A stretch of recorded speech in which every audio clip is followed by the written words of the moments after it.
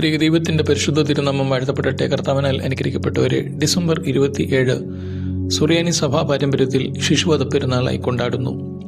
നമ്മുടെ മശിഹാ തമ്പുരാന്റെ ജഡപ്രകാരമുള്ള ജനന നിമിത്തം ബേത്ലഹേമിലെ പിഞ്ചു പൈതങ്ങൾ അസൂയാലുവും അധർമ്മിയും വഞ്ചകനുമായ ഹെരോദോസിനാൽ നിഷ്കരണം വധിക്കപ്പെട്ട രക്തസാക്ഷികളായി തീർന്നു എന്ന ശിശുവധ പെരുന്നാളിൻ്റെ പ്രാരംഭ പ്രാർത്ഥനയിൽ പിതാക്കന്മാർ രേഖപ്പെടുത്തിയിട്ടുണ്ട്.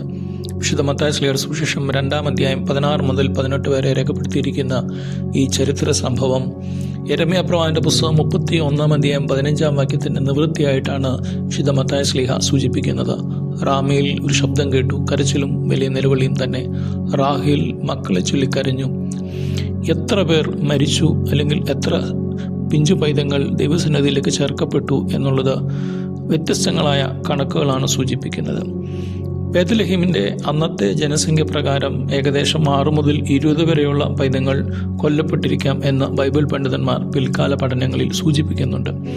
എങ്കിലും ദ മാർട്ടിർഡം ഓഫ് മാത്യു എന്ന് പറയുന്ന ഗ്രന്ഥം ഏകദേശം 3000 കുട്ടികൾ വധിക്കപ്പെട്ടുവെന്നും ബൈസന്റീൻ ഓർത്തഡോക്സ് പാരമ്പര്യത്തിൽ 14,000 ശിശുക്കൾ വധിക്കപ്പെട്ടുവെന്നും സുറിയാനി സഭാ പാരമ്പര്യത്തിൽ 64,000 ശിശുക്കൾ അന്നേ ദിവസം വധിക്കപ്പെട്ടുവെന്നും രേഖപ്പെടുത്തുന്നുണ്ട്.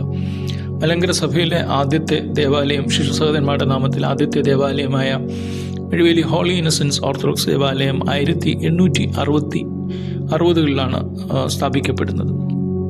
അവിടെ ശുശ്രൂഷ ചെയ്തിരുന്ന വന്യ MG എബ്രഹാം വഴിയമ്പലത്തിൽ കോർപ്പിസ്കോപ്പ അച്ഛൻ 64,000 ശിശു സഹോദരന്മാരുടെ ഒരു ചരിത്രമാണ് പഠിപ്പിച്ചിട്ടുള്ളത്. അത് സുറിയാനി സഭാ പാരമ്പര്യത്തിൻ്റെ പിന്തുടർച്ചയായിട്ട് കരുതപ്പെടാം. എത്ര പേർ കൊല്ലപ്പെട്ടു ആ സംഖ്യയല്ല ഇവിടുത്തെ പ്രധാനം.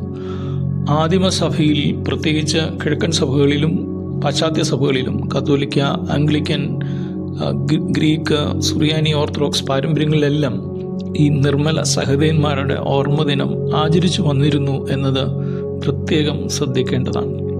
കുഞ്ഞുങ്ങളുടെ ജീവിതവും അവരുടെ വളർച്ചയുമായി ബന്ധപ്പെട്ട വളരെ അനുഗ്രഹകരമായി ഈ ദിവസം തലമുറകളിലേക്ക് പകർന്നു കൊടുക്കുന്ന ഒന്നായി ആദിമ സഭാ പാരമ്പര്യത്തിൽ അത് ആചരിച്ചു വന്നിരുന്നു.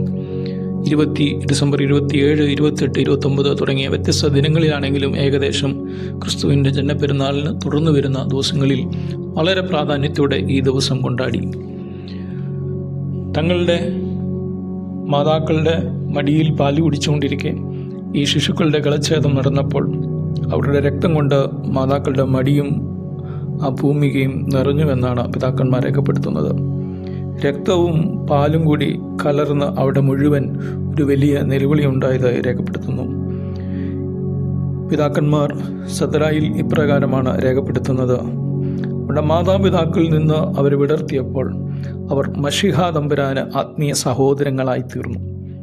രണ്ടാമത് പ്രധാനമായി പിതാക്കന്മാർ സൂചിപ്പിക്കുന്നത് അവരുടെ ശരീരം പൊടിമണ്ണിനോട് ചേർന്നപ്പോൾ അവർ ദൈവസന്നിധിയിലേക്ക് സ്വർഗീയ സോപാനത്തിലൂടെ അവർ കയറി അവർ മശിഹാ തമ്പുരാന്റെ കിരീടങ്ങളിലെ രത്നക്കല്ലുകളായി രൂപാന്തരപ്പെട്ടു.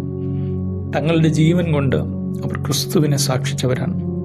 അവർ ജനിച്ചതും ജീവിച്ചതും മരിച്ചതും ക്രിസ്തുവിന് വേണ്ടി മാത്രമായിരുന്നു.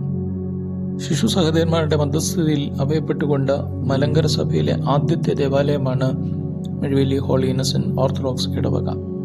1860-കളിൽ സ്ഥാപിക്കപ്പെട്ട ഈ ദേവാലയത്തിന് ശേഷം ഏതാണ്ട് നൂറ്റാണ്ടുകൾക്കിപ്പുറത്ത് ഒരു ചാപ്പൽ കോയമ്പത്തൂർ കേന്ദ്രമാക്കി വിദ്യാർത്ഥികൾക്ക് വേണ്ടി സ്ഥാപിക്കപ്പെടുകയും പിന്നീട് UK യൂറോപ്പിലെ വെയിൽസ് എന്ന് പറയുന്ന സ്ഥലത്ത് ശിശു സഹോദരന്മാരുടെ മധ്യസ്ഥതയിൽ ഒരു ഇടവക രൂപീകരിക്കപ്പെടുകയും ഉണ്ടായിട്ടുണ്ട്.